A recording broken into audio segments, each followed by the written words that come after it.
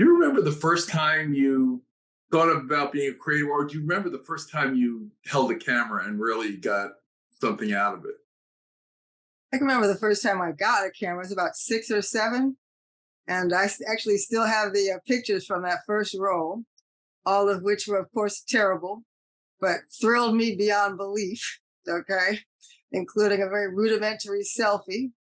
But I just liked it. My father had a Polaroid before, and used to take pictures. And I don't know how that ended up with me getting a little like film camera, but it was just wonderful experience. You know, What was that experience like? If you could like memory recall, like what is the feeling?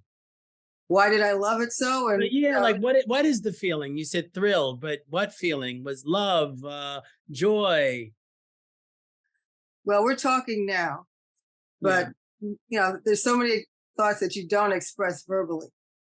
Okay, and then particularly when you're 6 or 7, the amount of thoughts that you can express compared to the amount of thoughts you cannot express. Okay, the ratio must be 1,000,000 to 1. And Right. even for yourself, that you try to process your own thoughts, you don't even know. I mean, you're in a wonderful state of discovering all the time. Okay, but all of those things pass by so fleetingly. Okay, and I mean, ironically, you remember them 20 years later. Okay, if Right. you're So what's your 20 years later exactly, but recollection? you talk to a kid and they don't remember what happened an hour ago, but they will remember it 20 years from now. And So there what's was your that feeling. So maybe that's the first time that process was ever arrested for me. Hmm. Okay, so I look at, oh, I remember that, and it's like if you're asking me like that moment that, all moments are special, but that moment is special. That moment became special in a different way for me because now I have photographic proof. I Yeah. mean, So what's a 20-year recollection? If you're looking back at it, how would you describe it? that photograph or that day taking the pictures, Yeah, that day taking the picture. I'll flip it a little bit and say the reason why I continue to take pictures and love it now is because we all live with moments that we don't, cherish. Okay. And that's the whole thing for photography for me. When I look back, I mean, it's amazing. Is every shot great? Of course not. Okay. But they're just things that happen. And I mean, you're like, I'm so glad I preserved this moment. Yeah, no, Okay. that's And, amazing. I have the same kind of recollection. I discovered photography at 12, and it was a magical moment. It was my uncle taking a picture of me boxing myself. He did a double exposure. It was just like putting a piece of cardboard in front of the left side and a cardboard on the right side. Did a double exposure. To me, it was like, wow, this is yeah, amazing, and this is yeah, what I ended up doing with my life. So it's the little moments sometimes that are just magical that you don't know they're gonna. It had a gigantic impact on your life. It sounds like that exactly. And also like particular. the word that we throw around a lot now, intention. Okay. Because I didn't become serious about photography until I was like 14. But, and then again, I was like learning the dark room. Got a 35 millimeter camera for my 14th birthday. Because the summer before at summer camp, I had been introduced to one of our counselors was a photographer. Okay, and she just turned me on to the whole thing, and my friend had a camera, like a serious camera, and I didn't, and I just really wanted to do it. And same thing there, like the first roll of pictures that I took, black and white, so that we could develop them quickly. One was like a row of 3 garbage cans in an alley. My parents are looking at these pictures like, oh no, we just spent this money on this camera. No, What is she doing? what's so Okay. And it's yeah, like, what's so is funny? that picture good? No. Okay, but for me, it was like my first really serious approach to framing. Okay, when you're looking at tension. And so even though the picture isn't good, it was very successful effort on my part. Okay, because then I said, okay, now I can refine this. Okay, now I see, okay, I should have been lower. Okay, like the angle was not the right one for this. To really get the perspective that I wanted, I should have been lower down. Okay, and just all of these things. And then back then, of course, we're dealing with film, you can't immediately adjust. I mean, now with digital, you look and you say, okay, I have to adjust this way. You can do it at an instant. But the fact that, you had to be more disciplined then. In a lot of ways, I just find it to be great training. Okay, because you have to live with your mistake for months, if not years, as opposed to live with your mistake for a second, It's easily interesting. corrected. As someone who works as a design professional primarily, I'm starting to realize, you guys are talking about this, and I don't share the Oculus, whatever that framing device. But what I do, I do it differently. Especially, I was thinking, what role does photography play in my life? It's windows in my environments. You know what I mean? It's very Exactly. interesting. They're windows for me, whereas you guys are actually window makers. Like I think of it as, do I want to make a wall more massive than it is because here's this intimate moment, or do I want, or is some expansive thing? So it was interesting to just hear you talking about, should I go up? Should I go down? Perspective, No, but for you, I mean, part of the wonderful part of this interview for me is that becoming familiar with your work, which I wasn't familiar with before. Shame on me. But for you, I would look at it as vignettes. Okay, Yes. and you definitely deal with perspective. Okay, and in terms of like how people interact with the furniture placement. Okay, but even like how somebody's eye is going to travel around that space. 100%. I noticed that you use like African furniture, sculptural elements. Leighton sees it in a very interesting way too. We talked about it the other day. He sees it in flat panels as opposed to diagonals. For perspectively. Yeah, I'm always thinking about each frame and how I'm going to create connected frames. So it's very interesting. And one of the things that really bothers me now, not bothers me, but I see when we're traveling through our 3D models, I kind of have to sometimes look away and still ask them to take a series of pictures. So I'm still creating pictures because I'm not a digital era child. So I mean it's all coalescing, guys. It's all coalescing. Like I think it shows our generation and the way we actually look at the world. Yeah. Also, perspective has got to be tough looking at those 3D models. It is. It challenges me personally because it's moving too fast for me to tell a story. You know what I mean? Which is like, I'm always, in a lot of ways, we're trained as design professionals to think about the photography when we're creating our space. You know what I mean? So we're like, and we also do the same thing with the grid in classical design and architecture composition. What does that wall look? And there's never one time that you naturally observe that composition exactly the way I've arrange it in my head, but at least the foundation is there.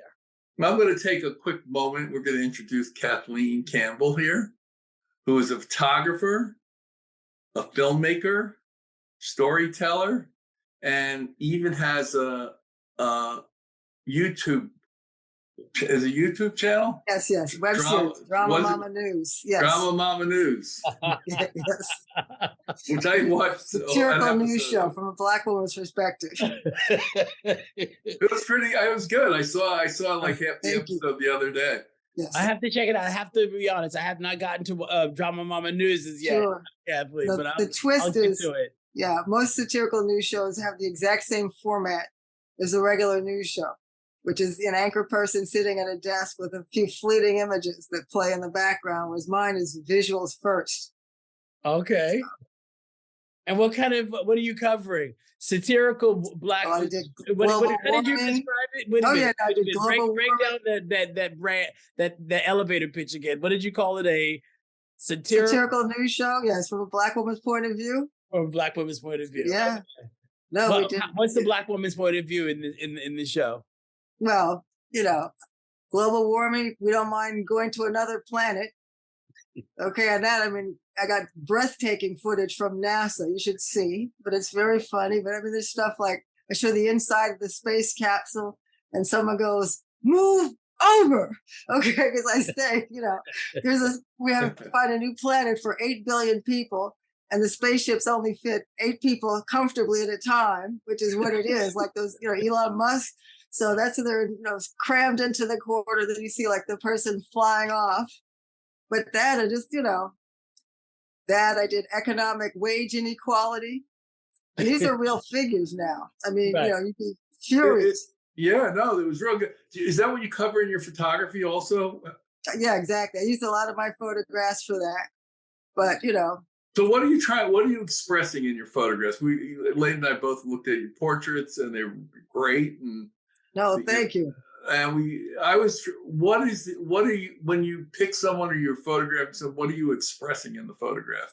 Sure. I can't remember the lyrics from that great song from Rent. Was it how many minutes? You know what the song I'm talking about? Sure. So many things just literally pass us by. I mean, if you were truly aware of how many great moments there are, you have a different view of life in general. I mean, like the latest thing I posted to my Instagram, I was having like a terrible day. Do you understand? Really? All right, one of these days, you're like, why, for God's sake? You know what I mean? Like, Sure. everything's so frustrating, you name it. Whether it's, someone, the paycheck will be a little bit delayed. Is that okay? Well, no, not really. But to maintain the relationship, you have to, oh, no problem. You know what I'm saying? Just like, Right. no. Right. But now you're on the train. Of course, the train pulls out when you come in. Just, just a little bit, a lot of things piling up. So I'm like, You were being all I want tested. to do, You were being tested.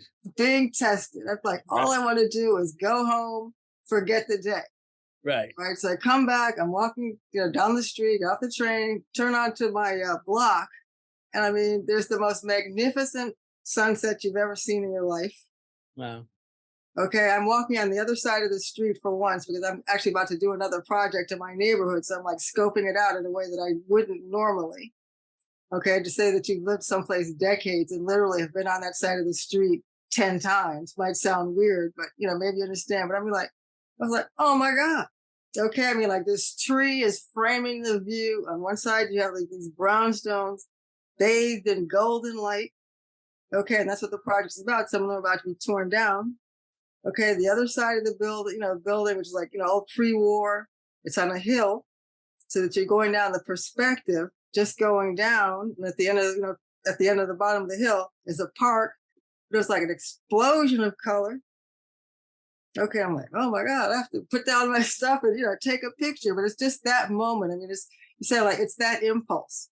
Okay, and you're looking at other things. I mean, I could show you. I love when you're saying the portraits. I do a lot of street photography, not studio photography, so that you're looking. I mean, I'm encountering absolute strangers coming up. I'm not like the most outgoing, gregarious person. Let me jump into your life. But what I have to convey to these people is, you are amazing. Okay, please let me try to capture that. Right. Okay, and give that back. And obviously, a lot of the people that I photograph are Black, and this is the exact opposite message that they get. Right. Okay, so it's like and then you right, just look at it. So you feel like you're doing empowering sort of pictures. Empowering, and it's like I'm empowered too, and the whole point is trying to capture humanity in a way that allows other people to experience the humanity. Because you'll see there are a lot of so-called tough guys in my photographs, and the thing is that you'll be most shocked by is like the absolute look of vulnerability. Because I'm approaching people. I mean, I have some images that I've stolen. All right, so I'm not going to say that I don't. I'm saying like you take a picture of someone and they're not aware of you taking a picture of, which in general take a dim view of. But I understand that sometimes opportunities just arise. But I'm approaching these people. I'm like being very honest about the fact I'm going to take their picture. Right. They're telling me how they want to be seen. Okay, and I mean, like these are some people are like stone cold, like real gangsters for real. Like stay away. Their whole vibe is stay away. Right. And it's one-on-one, me taking their picture, and they will have the most vulnerable look on their face. It's literally breathtaking to be on the other side of the camera. Wow. Well, you're also a part. I would have to say you're also a part of that photographic process. You're disarming. Exactly. You are disarming. Exactly. I think a lot of that, it would depend on who came and who asked Exactly. that person to Exactly. have their picture taken, right? Exactly. And that's how I present too. I want to be vulnerable, because otherwise you have to be an absolute fool to walk up to somebody by yourself with an expensive camera, Right. say, I'm not going to inquire into your criminal past. However, see that vibe you're giving off. You know what I'm saying? It's like not exactly the LinkedIn profile you would want to project. So, but and just say, here it is. And why am I doing it? Because I'm a photographer.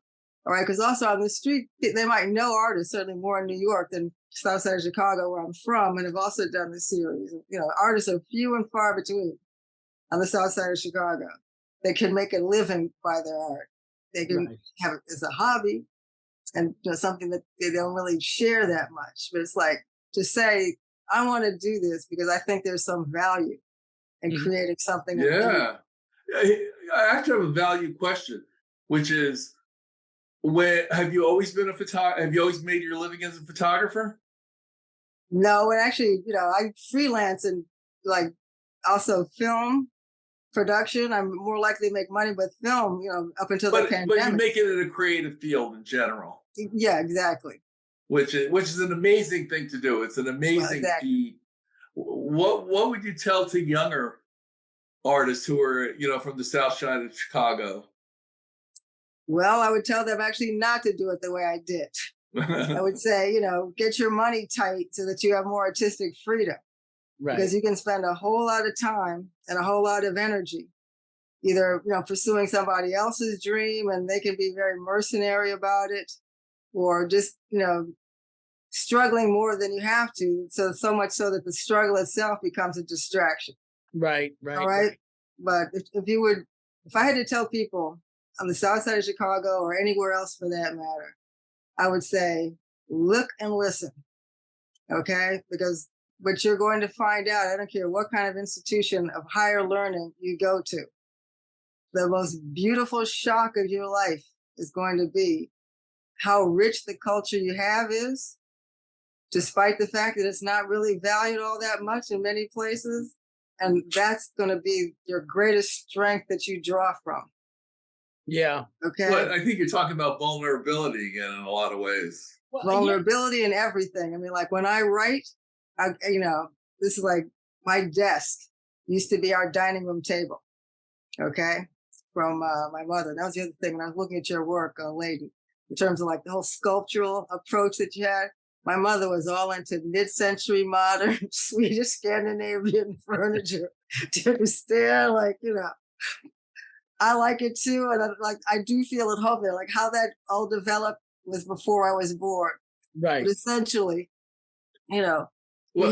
she had great dinner parties, okay, nice. Where I learned the art of conversation, okay, even as a kid, even if I wasn't even like at that table until I grew up to be old enough to be at the adults table. Right. Okay. What you're seeing is just how vivacious the conversation was. Okay. How seriously people took that particular moment. Like what we're talking about, the word I would use is elevate. Okay. And like how they elevated that moment through conversation. Okay. Like, corny words you would use, conviviality. You know what I mean? But it's like, there was I love that you clocked that, because I think that, I'm trying to create stages for people to have narratives on top of, and I mean, some people might call it mid-century modern, somebody might call it eclectic, but ultimately I've started to tell Ed about creating physical portraits, spatial portraits of people. That's something that I can relate. I can tie back to my connection with Ed in doing this work that we're doing together. Ed, what about you? And I mean, you're an architectural photographer. I mean, a lot of the things that Cathleen was talking about, I specifically thought about you when she was talking about the brownstone, golden ray of light, the perspective down the hill. Now, that's not your photograph necessarily, but that's your eye. Yeah, absolutely. I mean, for me, it's always, Yeah, looking at the portrait of a building, I mean, I do a lot of view. It's amazing that people still hire me with so much Instagram. They'll hire me to do a view book of their building, just different things about the building. And so it's not only photographing the building, because the one thing I find developers have is sometimes when I work for developers, they are very out of the box. They're very creative in a lot of ways of what they would like to achieve. They don't always want to achieve what an architect. So work for an architect, they want to look a certain way that really shows off their work. That's not always the case with somebody who's in development or marketing. But I want to get back real quickly. I'll talk about that other thing. We were talking about thriving versus. Kathleen was really talking about thriving versus surviving. Right. And I also want to get back to it as well. Sorry for that little segue, but and I would like to jump in with two things too. One, when you're talking about doing portraits, even though I sent you portraits and you can see them, everything is a portrait. 100%. The photograph that I just described with the block, it's a portrait. Yeah, okay? viewer support. Yeah, everything. Exactly. And if you don't approach it that way, it's never going to come to life as an object after the fact. I think that's a really important thing for a creative to share. Like, I think we hit the nugget right there in that conversation in terms of everything is a portrait. Everything is a portrait. And, it also places humanity at the core of trying to, communicate human to human. But I did have a comment about your photography because I was looking at it and it was just like, there's also like, realism in the academic setting. They always talk about, realism is, an affectation, it's false. But anyone who's really dedicated to realism, there's so much idealism that goes through that. And there's so much idealism in your photographs. All right. This is really the shining city on the hill. You're seeing, your buildings and the panorama, the skyline at its best. Okay. And there's a part of all of us, no matter, I don't care if we're walking down the most rundown part of the city. There's a part of people who love New York that literally we see something on that. You know what I'm saying? Like, absolutely. You actually hit it on the head. I go for the way your eye sees it as opposed to way it needs to be represented or the way someone else sees it represented. I like photographing to how the eye sees it, because the eye is such an amazing thing. And that if you do that, I think it's it'll shock people a little that you can photograph the way your eye sees it and have it be really great at times, And also, so, aren't realists idealists? Yeah, I am an idealist. Yes, right. I would say you have nailed me so well. I have way too much optimism, probably because I was born on March 20th. I was born the first day of spring on March 20th. I'm left-handed, so I always felt like I was set apart. And as a left-hander, I just felt like life was going to be different. People talk about, how do they identify? They can identify as Jewish or Black. I identify myself as a left-hander first. Oh. But you looked at my stuff and really understood. Not many people have just said it exactly how I would say it. So thank you, for looking. I love it, right? Especially the panoramics are just an extension. The reason I love panoramics, they're about storytelling of the space. Exactly. And I'm doing a whole book of panoramics that I think will be, hopefully people see while I'm alive, but I think it'll have a lot of value. I think the panoramic is like the closest thing that we have to like a spiritual note taking. Yeah, no, I love panoramics. I think panoramics are like that eye from way beyond, like way above us too. Like, well, all my real quickly, it taps into like that spiritual realm. All my photographs represent two things: the Kodak Colorama that used to be on Grand Central. I mean, that's really where I got the idea for. I love that. That's that fed me. And the other thing, when I was 16, 17, I just went around imitating Gordon Parks. Well, Gordon Parks and others, yes. Yeah, I just imitated. I just said, "Oh, there's a woman in a window in a plant store with coleus next to him." I would find that window, and try to just sort of imitate it. And and pictures of puddles. So yeah, so a lot of my work was just like learned from my mentors, which was the Colorama at Panoramic and Yeah. Gordon Parks, Yeah. who I actually met later in life. Just happened to I walk met down him the too. street. Yes. And I met him Yeah. with his daughters, and it was like, Mhm. oh, they invited me to sit down with them, because I actually walked up to Gordon Parks and said, "You are the reason I became a photographer." Yes. My first photography book was Whispers of Intimate Things, which was Gordon Parks' book, and I just went around photographing those old Gordon Parks pictures. Anyway, Amazing. But I want to double back actually to something that Leyden said. You're talking about spiritual. See, I mean, there's a whole spiritual quality to all creativity, I find. But when you're talking about the panoramas, it's not just spiritual that I would put it. There's a spiritual narrative. Yes. Okay. Because I've looked, there are a lot of images that don't necessarily have a narrative or a recognizable, easily recognizable narrative. All right. Because when you list the profession, you say, oh, she's a photographer, she's a filmmaker, she's this, she edits. Look, it's one profession with various stages. It's storyteller. Okay. And it's like an individual image can tell a story. You can make a story, literally like a narrative film has a story. But when you're looking, it's like individual buildings, you might tell it in one sense. But if you put, the way you group the buildings, then that becomes a narrative. That becomes, something that you can communicate to somebody in a way. Because to really, how much time do you really have to communicate these ideas? When you're in a long-term intimate relationship with somebody, fine. But most of the time with the spectators who are looking at your work, they have a couple seconds to take it in, and hopefully you can change their mind in that second. Exactly. Yeah. And if you presented, conveyed a coherent message, by your aesthetic approach, then you have a much better chance of communicating with them and opening the door to whatever else you want to communicate with them about. I get a whole bunch of questions are popping off or statements also, because you were talking about what you would say to the younger person is the place where you're at, where you're from, is ultimately has the greatest trove of Unbelievable. That's so powerful. I don't know why we all run away. I mean, I ran away. I don't want to speak for anybody else. I ran away, and to recognize that now in my 50s, damn it, I could have had much more time. Oh, yeah. Like roti skins and Nostrand Avenue. Yeah, and curry powder and Korean delis. Yeah. And fresh ginger and watermelon. Exactly. It took me going to Parsons and the New School and becoming grandiose. Yes. I mean, yeah. You know what I mean? And so it's so true.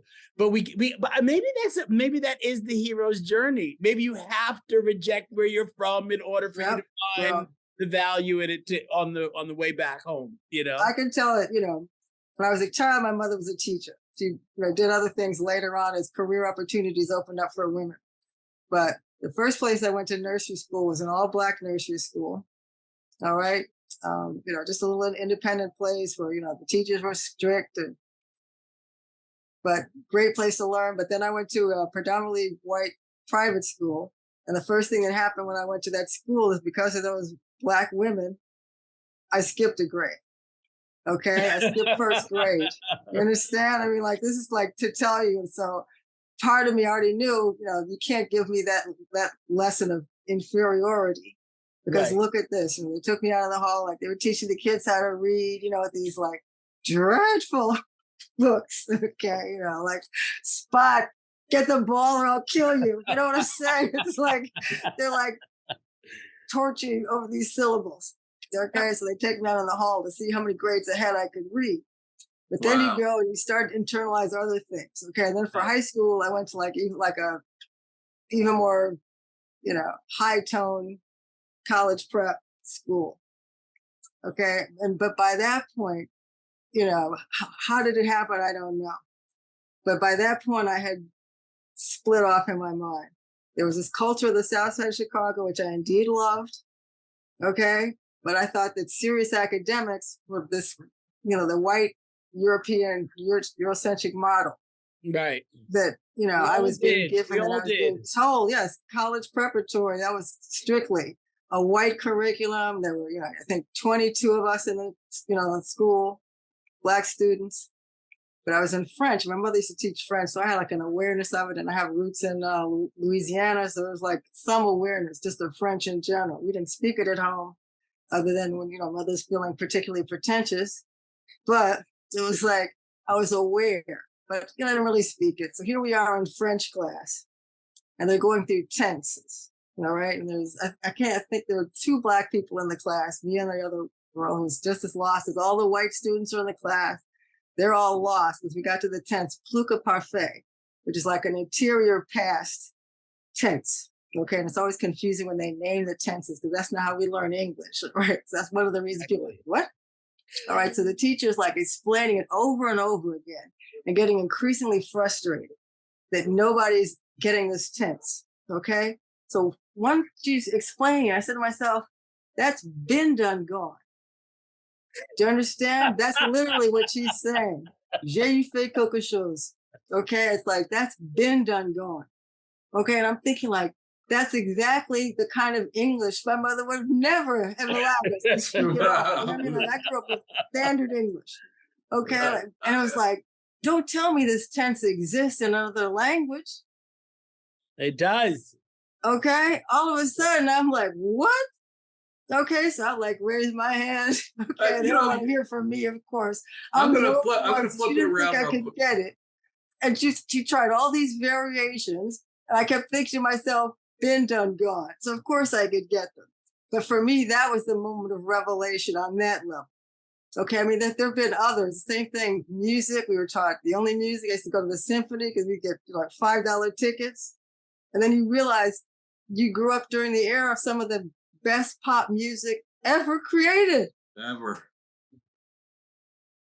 Right. So what I'm hearing a little, Kathleen, is your mom had a big influence on you. For the arts, absolutely. Yeah. So tell us about that a little. How did she encouraged you? Absolutely. I mean, she grew up wanting to be a concert pianist, classical concert pianist.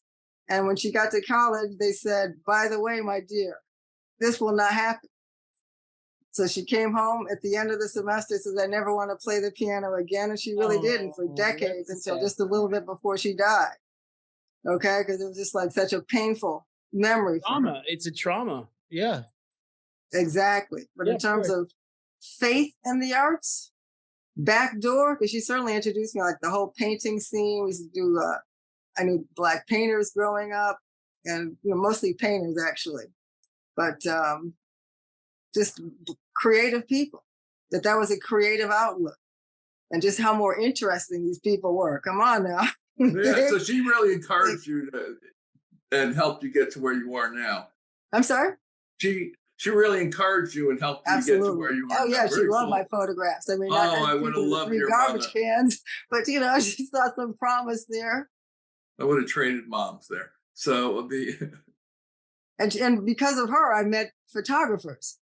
Because at the Southside Community Arts Center, they had the photographers from Ebony and Jet who were there. And even though they were photojournalists, they were also artists. Right. And so that kind of merging that happens in my own work of using photojournalistic skills to try to do something that you're trying to elevate into art, that was absolutely grounded there. Because you would see, I mean, they had to take pictures for a job and just actually document some things. But then you would see, well, why did they select this image to exhibit? Like, I don't know. When I think about it now, just thinking about photojournalism in the classical sense of those beautiful photographs that really came out of the 70s, 60s, 70s, 50s, I don't know. Educate me. I don't want to make a big generalization. With all the amount of Instagram images of events taken on iPhones, would you consider photojournalism to be a thing that you could actually hold on to? oh, right absolutely. now? Absolutely. Yeah. Okay. Absolutely. All and, right. you know, you talk about an undiscovered trove of images. Yeah. Okay. Because, I mean, they had the whole concentration, you know, the attention that was brought to when the Ebony Jet archives were sold and they were saved and preserved. in Sure. one place, which is, miraculous and, thank God. But I mean, you talk about 1,000 PhDs if you should want to do that, but the images should not just be locked away in an archive. They're amazing. Oh no, I guess no. I know that there exist Oh, yeah. images in the past. I'm thinking. All of a sudden I thought of the Ukraine war, and I was just wondering. I don't know if I know an image that like does the same thing for me as like an image of someone in Vietnam. Maybe does that make sense? Like I don't know if I have that connective tissue. Like what images are being taken of that event that's happening now that are Sure. really, I know what you're you know what I saying. mean? You know what I mean? That are holding me to this moment. I would take it a couple. It's almost so noisy. Sure, exactly. What I was gonna say. That's what I was gonna say. There are a couple of things going on. One, if you say, Ukraine war, part of the only reason why we have any empathy on some level is because of the images. But we are indeed desensitized to the images because just even 40 years removed from those images in Vietnam, they're disturbing. Why is this naked girl running down the road, for God's sake? You know what I'm saying? Like, what? Yeah. Her clothes were burned off. And we're like, what? Like, how is this man shooting this guy in the head? Right. Because he's a suspected spy. These are like, they leave you emotionally raw. Right. Okay. So that, even if you there's a party that's going to throw your guard up before you see anything, any war, you say, you see this image. I think those were Eddie Adams images, right? I'm sorry? I think the photographer on that was Eddie Adams, who I met, and the Ukraine war? No, the Vietnam War, the girl running down, and later in life, he also took the picture of the guy the general assassinated. Exactly.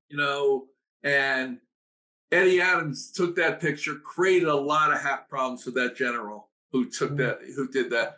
And they did an interview together because the guy ended up settling in California, that general, when they all had to escape. And he said, what would you have done? I probably would have killed him if I knew there was going to create so much havoc, Yeah. But it's also like all of those moments, like we're bombarded with images. That's part of the other reason that, Ukraine has to fight through so many images that we see, that and also now we're in such a state of overwhelm. Yes. Like, the war also comes along at a time when, people feel like overwhelmed by COVID, by coming out of COVID. There were just so many things going on, at least, globally. I mean, like a pandemic. It's 700 photographs a second. Right. Exactly. Yeah, let's stick with the creative desensitivity as opposed to all the other stuff we could talk about. What you're feeling on? I mean, I don't look at a lot of stuff anymore because it just takes away from how I feel about stuff.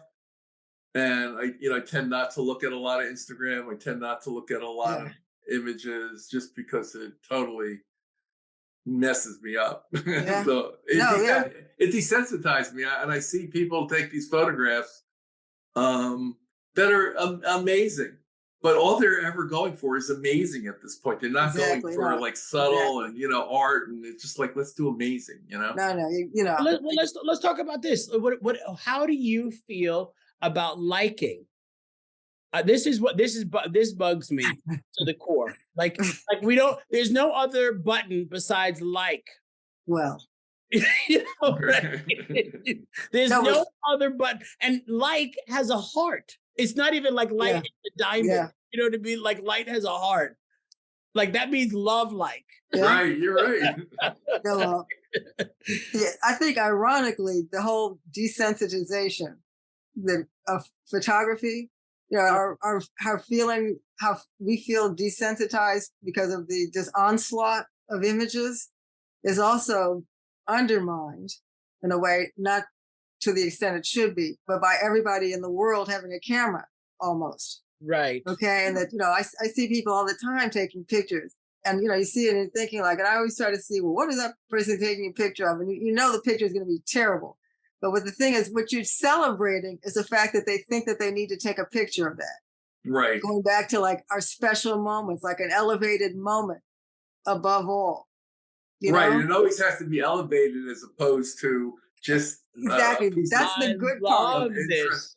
That's the fact bad that we're part. Is when, you know, we're setting down our fists. There are elevated moments and there are non-elevated moments. I love that. Right. and, I but mean, yeah, the think, bad part I is think of when all they the things that I don't photograph anymore exactly. Yeah. because they're just like, you know, do I want to take a cool picture of the Statue of Liberty? No, like 10 million people are doing it. And it's always the moon over here. And, you know, and I did take one of the, I was in a rowboat a few years ago and I got a good shot of something I like because I was able to photograph the other rowboat. We thought we were going to die. I wanted the rowboat so I could get really low down. And I had this guy, and it ended up having a little motor, but it was like freaky to be in, you know. But yeah, all the things like the Brooklyn Bridge, you know, I can just name. Exactly. I know. Dumbo, exactly. But the other problem, the flip side of the good part is when people aren't even interested in experiencing something live and especially fully live, they just want a picture of it. Okay. And it's like, you know, you see them, especially, you know, down like the area downtown. I know it's the F train stop to York Street where you get out and you can see like the statue, the Empire State Building. Dumbo. Exactly, Dumbo, exactly. With the Empire State Building framed by the bridge. Oh my God, yeah. The frenzy over there. Because I used to have to go someplace else. I mean, like, it's just nuts. Right, but I see. Oh my God, this is like aesthetic. It's like aesthetic vomit. I love it. Like we're just saying, you know what, guys? No, your touristic photograph will not cut it anymore. But I gotta tell you, there's such a great opportunity in there to do something different. Exactly. And the other thing is, like, before it became such a tourist trap, when you would be terrified if the sun went down, to look at that, you know, to come upon it was like, wow. Right. Listen, okay, that's exactly what's missing. Yeah. There's a kid in my neighborhood who has 60,000. You know, he's a photographer, but he's got 60,000 followers, and he takes exactly the picture of time. He's really good, but he can't even make a living at it. But I know if he really got out of that Instagram like thing, this kid is really, really talented. He could take that whole thing and turn it around into something different. And my philosophy, and I said this to a kid in Central Park, I said, you know, everybody's taking a picture of Flacco, the owl that was seen in Central Park. So I have a picture of, there was $1 million worth of lenses aimed at Flacco. Right? And I'm like, oh man. And my philosophy is I said, you know, what am I going to do? Take a picture of Flacco? No. I turned the other way. Exactly. And all of a sudden I saw these beautiful, I started a whole series of tree portraits. Ed, hashtag Flacco. Ed, right. Ed, exactly. hashtag turn away from Flacco. Yeah, turn away from Flacco and see what else is there. That's the real opportunity. No, but what is that? Groupthink. We are in an era of groupthink hardcore. Yes. Based on terror, exactly, because people felt terrorized, and they're looking for certainty and surety. Yeah, and they may not find for quite some time. And if you're not, and if you're not liked alongside with the algorithm that also says that you'll be liked, I mean, it's very. I think for a young creative to burst through that noisiness, I think it's an extra task. Yeah, we did not have. I did not have. Exactly. But I would say, like, something you just said, Ed, in terms of Instagram, the images, like, you know, they kind of like over idealized, over processed images of, you know, like deracinated would be the word, like any flattening you sense. But I would actually add TikTok in there for the kind of lives, particularly like the teenagers, what you're talking about, Leyden. I mean, like the kind of lives that people try to project that they have, and also Facebook. They, you know, even though their pictures, Ed, have an idealized view of the city, I didn't get the idea that they're trying to like impose something that's not there. Okay, the difference between, you know what I mean? Like, you put it in such a narrow way. Like, a lot of these Instagram images are trying to like there's nothing on the other side of the frame. I mean, I would have a hard time explaining. I mean, like No, an I idealized totally world that understand what you're no saying. one lives like that. No one lives like And that. then the kids have horrible self-esteem problems. Oh, Okay, and some because of they're the- thinking some of like, the it's a adults, competition. yeah, Who's got the most airbrushed life? And all they And care the thing about is that the amazes likes, me, I not mean- making they're not interested in making a lifestyle out of it. But I'm not going to judge them right now. I'm going to talk about. I mean, I think it's okay for us to go down this a little. I mean, to just touch it a little bit. I mean, Yeah. I think it's an emotional place. I think it's like, Kathleen was talking about humanity. How is humanity participating actively or passively with that question of like, how does like participating in taking photography making me feel as a person, And I've gotten so bad at it now where it's like, I have not posted in 3 weeks. I got so fed up of the hunger that I was starting to feel for a like. I was so disgusted by my own self hunger. I just said, you know what? I am not posting a effing thing. I can't do this to myself. And I won't post this week because I'm a professional and I need it for my business. But at the same time, I was actually disgusted by myself. Right. Yeah. No, You know what I I hear mean? that. Like, Yeah. I was like, oh, I only got 400 likes. How dare they? Yeah. And listen, we're all forced onto the platforms because the only reason I'm back on Instagram is to do mad creative. I want people to see this. So we're sort of stuck in a conundrum of disliking it but having to use it also. Disliking the liking. Disliking I don't really care. I don't use social media nearly enough, but lately I've been using my Instagram just for fun stuff that I come across. I mean, like last weekend, out in the rain, had to run errands, not happy. Figured, let me take a bus for a few blocks and then get on the bus. And I noticed a guy, he's all dressed head to toe in Louis Vuitton. I'm thinking that's kind of an interesting look. And even like a briefcase. To make a long story short, there's a Sikh parade. So they detour the bus. Then they decide we should be thrown off the bus. So now my whole bus detour has become a nightmare. And while we're waiting for the new bus to come, this man puts on a panda head. Do you understand? The Louis Vuitton guy? Yes. The Louis Vuitton guy put on a panda head this big. Yes. Okay. He wasn't branded enough. I mean, and it was just outrageous. I'm like, I've got to capture this. And listen, Okay. I mean, we're all affected by it. Listen, I started doing the post for Mad Creative, right? And I'm saying, wow, this is just over and over. So I started posting pictures so I didn't look like I was just pushing Mad Creative. So it has changed my behavior in a way that I don't just what you were saying, Leyden. It's like, okay, and I want to just be pushing Mad Creative, throw up an image, throw up this. Right.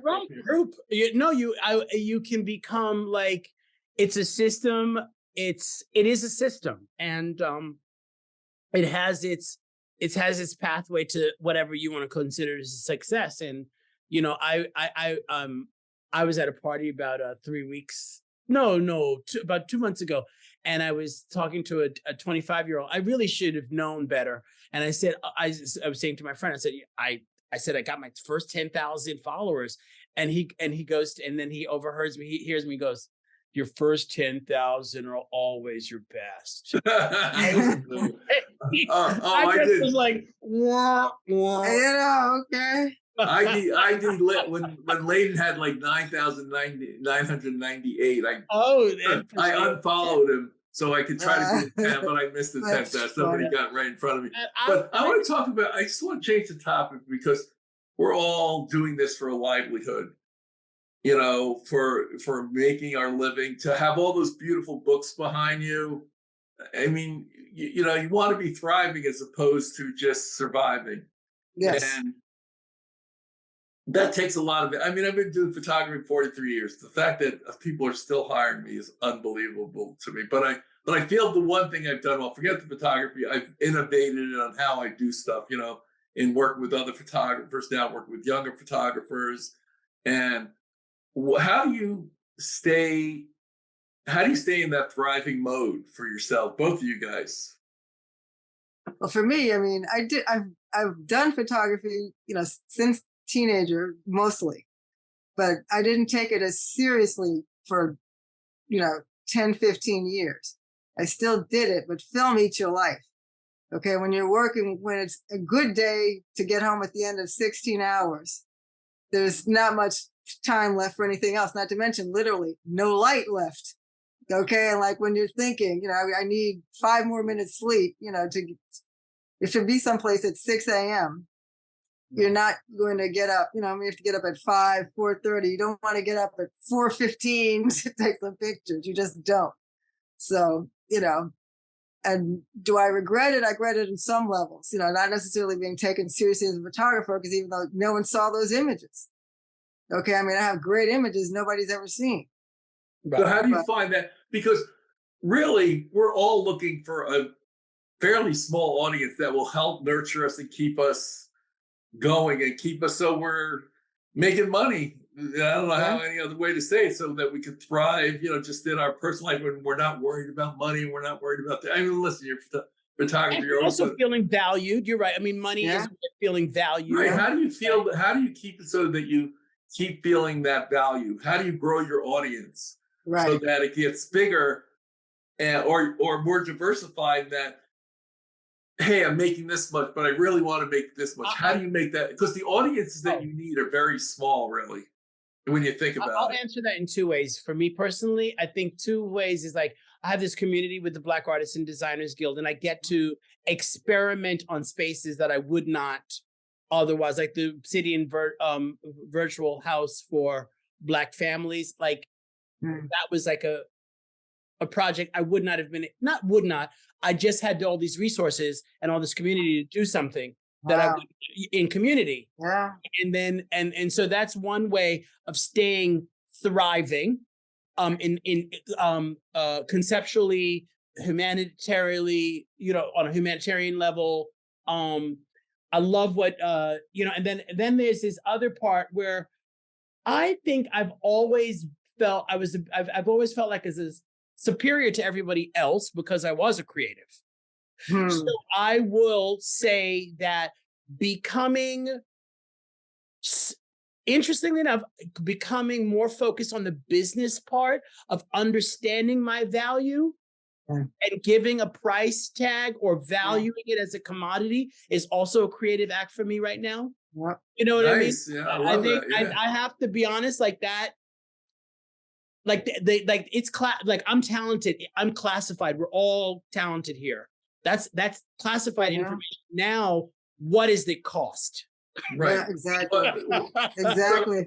Right. And the one thing I like talking about is what are your value and what are your values? How do you keep those in line so your values stay in touch with your value? Right. Well, the whole business thing, I'm taking that step now to really do it for a lot of reasons. One is just because I don't want my archives just sitting in drawers and files anymore. Wow. I want the time, to go through them carefully, to curate, myself. All right. I mean, regardless of what somebody else may value. I mentioned growing up on the south side of Chicago. I mean, there wasn't a day of my life that I didn't encounter brilliant people who are working in very menial positions because they had never had any opportunity. Right. Okay. So you have a piece of history that no one. Exactly. I mean, you can't like put all your sense of how am I valued in someone else's hands.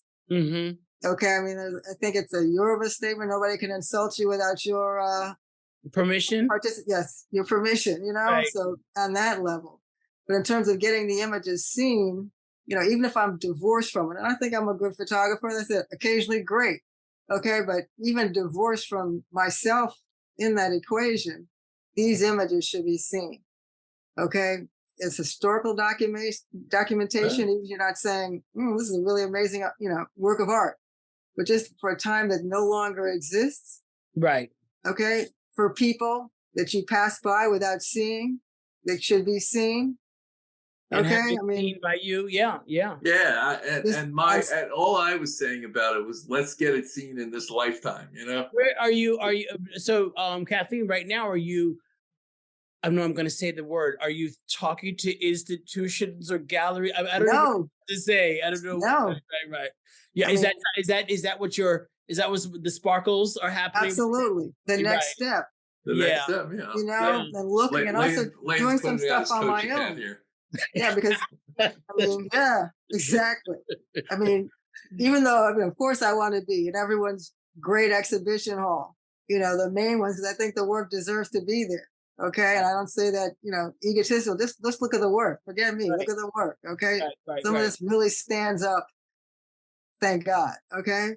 Yeah. But there are other places, I mean, just, I would like a storefront, you know, it's very important to me for, you know, I don't want to be the person who takes street photography. You take the street photography and put it in a, you know, Tony gallery, and that Right. person doesn't even feel comfortable And going. put it in a golden cage. Exactly, if Right. they ever even go there.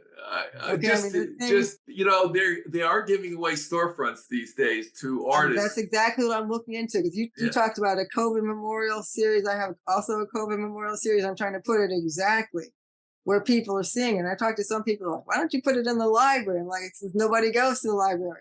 Right. No, Okay. on 86th Street on like on Amsterdam Avenue, there's 3 artists who were given storefront because nobody wants Who retail is that space. through the city? Like this, the city's arts. I can find out and actually get That would back be to you how interesting. they. That's a Yep, very, how they- very exactly. good. Yeah. I'm trying to my do it friend, in Gary, my Harlem friend and West Gary Harlem in Lichtenstein, particular. Yeah. Gary Lichtenstein has one. We interviewed him. Remember Leyden? Of course. He has a storefront, and they just gave Yeah. it to him. You know, so those things are being had, Yeah. and so it would be interesting for you to find that place. But I'll see if I can get find where you have to write to. And But No, exactly. Kathleen, did you? I totally off topic. I mean, also there's those. I think there's a lot of grants and stuff, right? And I have a grant application due this evening. Excellent. Okay, I know. but I need. We all need to. We all exactly. need to get. We all need to apply for the Exactly. applicable grants. But then, I mean, because it's you know, I want it for the work itself. I want it for the interaction with the community, but also because it fills a role. Because the first thing, even in the arts capital of the United States, the first thing that they cut in school budgets is the art budget. always. Like insane. Insane. Okay.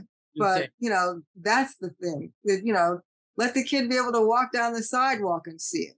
Right. Okay, like just going in. Let me go in here and see. Let the mother be able to come in with the kids. Let anybody. Let the guy hanging out on the corner. What's this? Well, Yeah. Okay. yeah, we're going to wind it down a little right now. What haven't you said that you would like to say? All right. Well, piggybacking on arts education, even if you don't intend to become an artist, if you're involved in the process of creating something, it can be a hobby. Okay, it makes you a better person. But in terms of, you know, arts education, in terms of its literal value, you would learn problem solving. Okay, the things that you have to go through in terms of finishing a project. Because the way that they teach now, the thing that they're thinking is going to save the educational system, where testing is, you know, they're bringing these business concepts into the educational world, where the testing is going to measure somebody's progress, it's going to measure somebody's stature at the moment. You don't have the multifaceted approach to solving a problem that you need to have. It's like banging the same nail with the hammer over and over again. But if you in any artistic project that you have, at some point, like you mentioned, perspective on the 3D models, at some point you're going to have to look at it in a different way.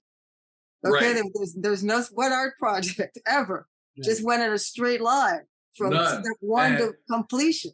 And yeah, well, completion is an interesting thing because what it really is complete. Complete, is it finishing it? Is it monetizing it? You know, completion is the hardest thing for I think most creatives to really succeed at. And it really becomes the difference between whether you're striving or thriving in this, you know.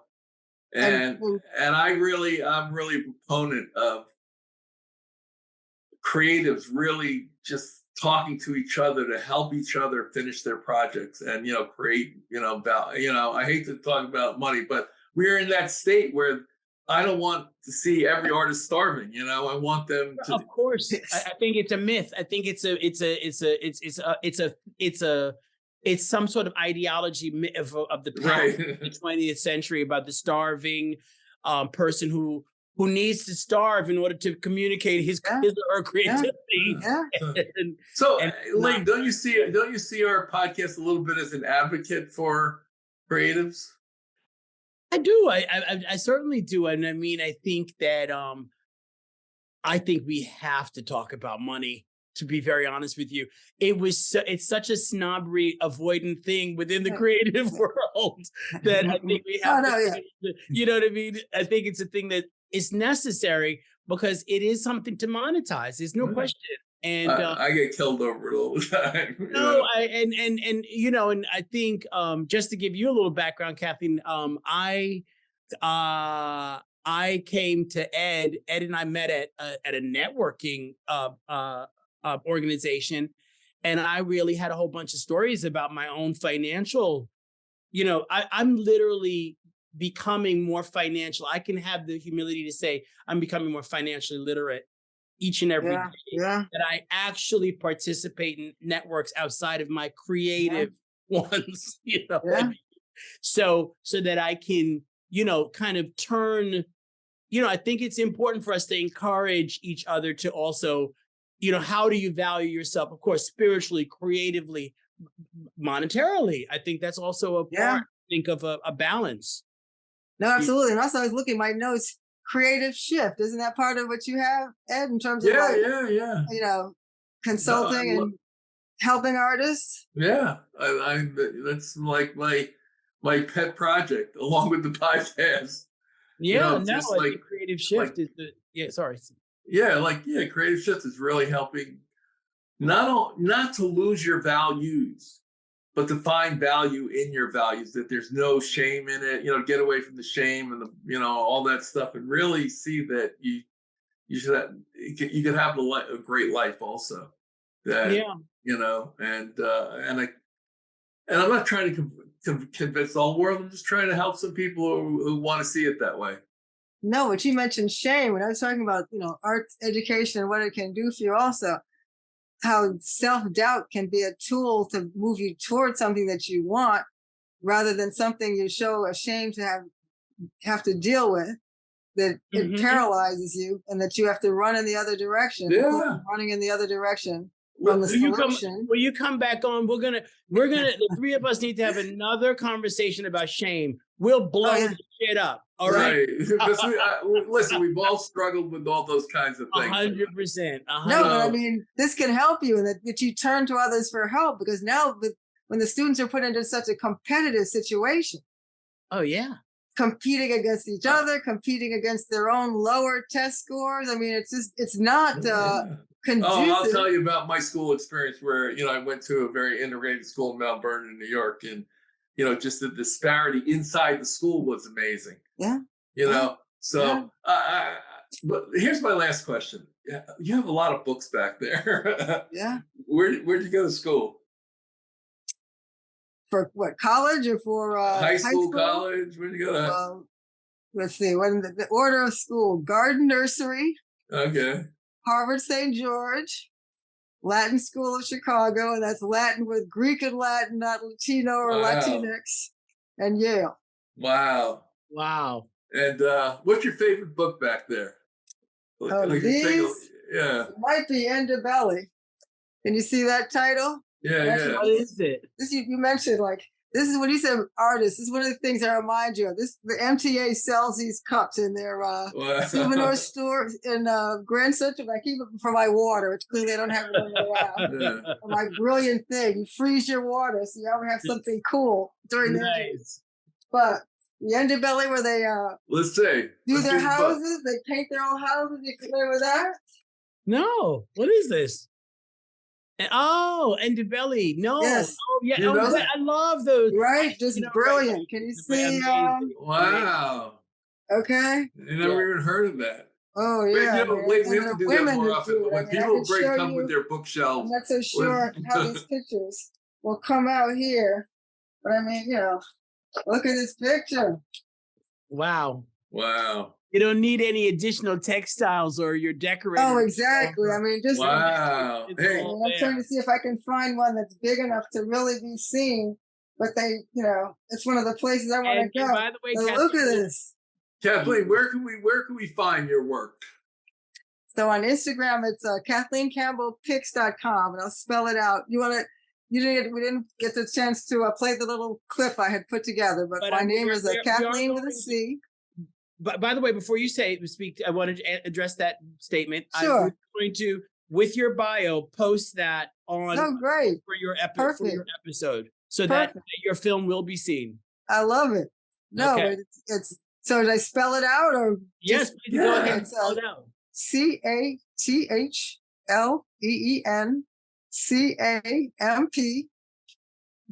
CathleenCampbellPix, and that's at Instagram. Okay, where else? Give us all So of it. cccpix.com. That's probably the easier one. That's my website. Say Those it would be again. like the two places. I'm sorry. Say it again. cccpix.com. Okay. 3 C's, pix.com. What's the middle C for? Cynthia. Oh, okay, there you go. Okay.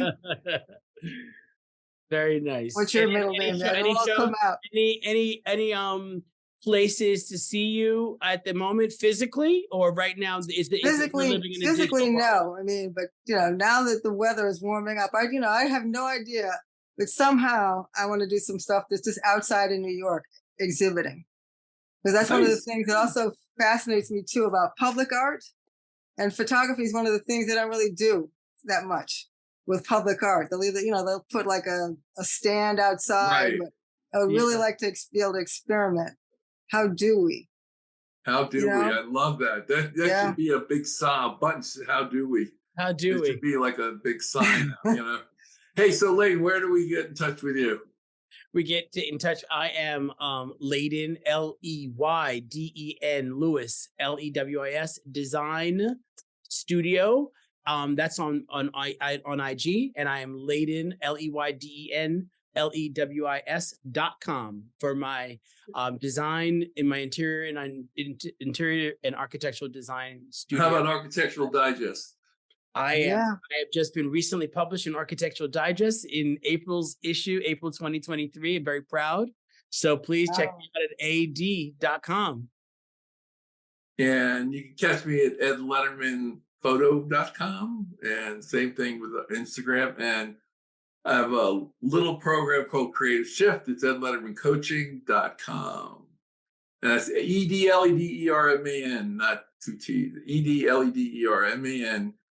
Photography, photo, or coaching, one or the other. So the coaching one is just open to full-time creatives to really just move their game and forward, and really just have 4 people working together, and by the end of it, they're like not listening to me at all. They're talking to each other, and it's like it's been an interesting ride, put it that way. And saying, Kathleen, thank you people for need it. joining us. No, thank you so much for having me. Yeah. So Absolutely. I'm going to turn off the recording. You'll stay on for a second. Let me see. Record. I love when Ed leans in like that. I adore it. It's like the cutest thing ever. You know what I mean? How do you turn off record though? No, that's not it. Hold on, let me put on my reading glasses. I'm so blind. I'm the blind You have photographer. to, Ed is not going to edit any of this out, and we. No, I will. I'm going to edit this part. I'll edit this part. You can out. send it to me. I can edit it out if you want. Oh my But that's God, we funny. need an editor. Here we go. Sound editing and theme music by Will Ainsley. Brian Rzepko was basically our mentor who really taught us all the technicals, showed us how to get this online. We would not be here without Brian. So thank you, Brian. The logo is by Leyden Lewis and Sharon McLaughlin of Mermaid, New York City. And if you're creative, we would love to hear from you. We would love to email us your story. And if we like it, we would love to have you on. We are looking for creatives to tell their story, what their challenges are, what they love about working in the creative field, what is working for them. So until next time, I hope you guys listen. This podcast is for you. Thanks.